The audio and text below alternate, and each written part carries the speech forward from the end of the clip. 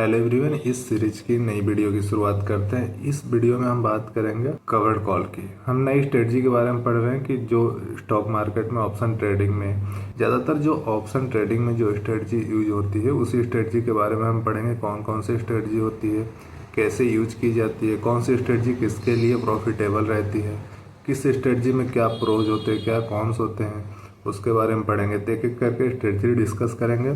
आज पहली स्ट्रेटजी पढ़ लेते हैं। ऐसे ही कर करके डेली एक एक स्ट्रेटजी पढ़ेंगे और उसके प्रो क्या है, कॉन्स क्या है एंड उसमें क्या बेनिफिट होता है, सारी चीज़ें देखेंगे। तो आप सीरीज में बने रहिए, आपको धीरे धीरे एडवांस लेवल की चीज़ें बताई जाएंगी। चलिए वीडियो को शुरू करते हैं। हेलो एवरीवन, तो आ जाते हैं हम सीधे अपने टॉपिक पे। हमारा अगला टॉपिक स्ट्रेटजी के बारे में हम पढ़ेंगे कि स्ट्रेटजी कौन कौन सी होती है। इसमें हम कौन कौन सी स्ट्रेटजी कवर करेंगे। यहाँ पे लिखा गया है कवर्ड कॉल क्या होता है, प्रोटेक्टिव पुट क्या होता है, स्ट्रेडल क्या होता है, स्ट्रेंगल कैसे बनाया जाता है, आयरन कॉरिडोर क्या होता है, बटरफ्लाई स्प्रेड क्या होता है।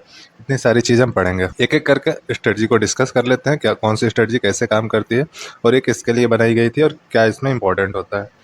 एक एक स्ट्रेटजी पढ़ते हैं। पहला स्ट्रेटजी हमारा है कवर्ड कॉल। कवर्ड कॉल क्यों बनाया गया था और किसके लिए है। पहली बात ये समझिए, कवर्ड कॉल ये बेसिकली इन्वेस्टर के लिए बनाया गया। इन्वेस्टर जो कि बहुत बड़े बड़े बल्क में उन्होंने क्या किया हुआ है, कोई स्टॉक को परचेज किया हुआ है, 1000 क्वांटिटी कोई स्टॉक लिया हुआ है, 2000 क्वांटिटी कोई स्टॉक लिया हुआ है, उसको कवर करने के लिए क्या किया जाता है, कवर्ड कॉल वाली स्ट्रेटजी लगाई जाती है।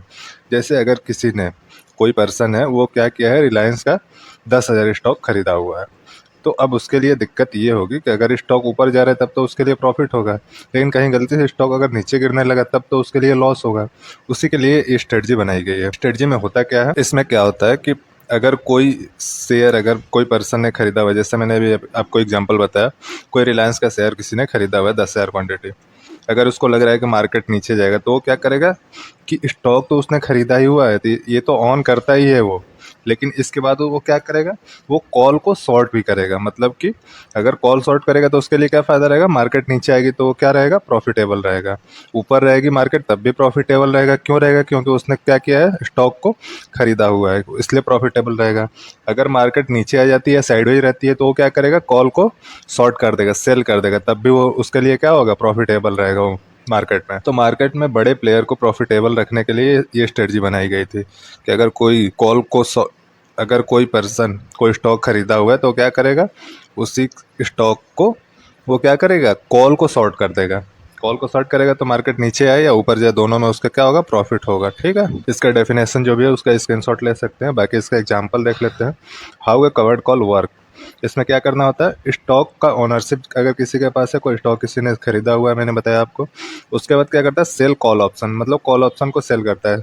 कॉल ऑप्शन सेल करने में क्या होता है, मार्केट या तो नीचे है या तो साइडवेज रहे, दोनों टाइम वो क्या होगा, उसके लिए प्रॉफिट कम आएगा दोनों टाइम। प्रीमियम इनकम होता है, प्रीमियम इनकम मतलब प्रीमियम डीके होगा तो क्या करेगा, प्रीमियम जो डीके होगा वो उसके लिए प्रॉफिटेबल रहेगा। मैंने आपको बताया था कि जो शॉर्ट करते हैं वो क्या करते हैं, प्रीमियम गिरता है तब भी कमाते हैं, और मार्केट उनका डायरेक्शन में जाता है तब भी कमाते हैं, और प्रीमियम डीके होता है तब भी कमाते हैं। दोनों टाइम कमाते हैं। कब, जब कोई कॉल को शॉर्ट करता है या पुट को शॉर्ट करता है, तो सेलर दोनों टाइम कमाते हैं। इसमें क्या फ़ायदा है आपके लिए कि आप स्टॉक भी ऑन कर रहे हो और प्रीमियम इनकम भी आपको मिल रहा है, मतलब प्रीमियम जो डीके हो रहा है वो भी बेनिफिट आपको मिल रहा है। आई होप कि आपको ये समझ आ गया होगा। बाकी ये आप स्क्रीनशॉट ले सकते हैं, और इसमें कोई कन्फ्यूजन रहता है तो आप कमेंट कर सकते हैं। इसको अच्छे से आप देख लो, इनकम जनरेट कैसे होता है, प्रोस क्या है, कॉन्स क्या है।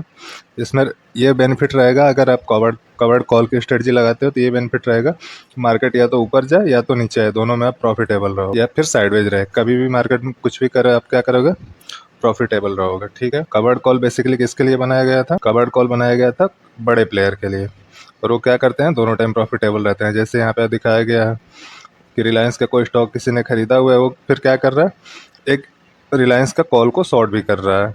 तो वो कैसे प्रॉफिटेबल हो रहा है कि स्ट्राइक प्राइस अगर 2500 का स्ट्राइक प्राइस 50 रुपये में है, तो ये 50 रुपये उसके यहाँ पे भी मिल गया, और बाकी वो स्टॉक जो ऑन कर रहा है वो भी मिल रहा है। ठीक है, तो दोनों तरह से वो क्या होगा, प्रॉफिटेबल हो जाएगा। ये यहाँ पे देखिए क्या लिखा गया, the covered call strategy is the popular among the income focus investor.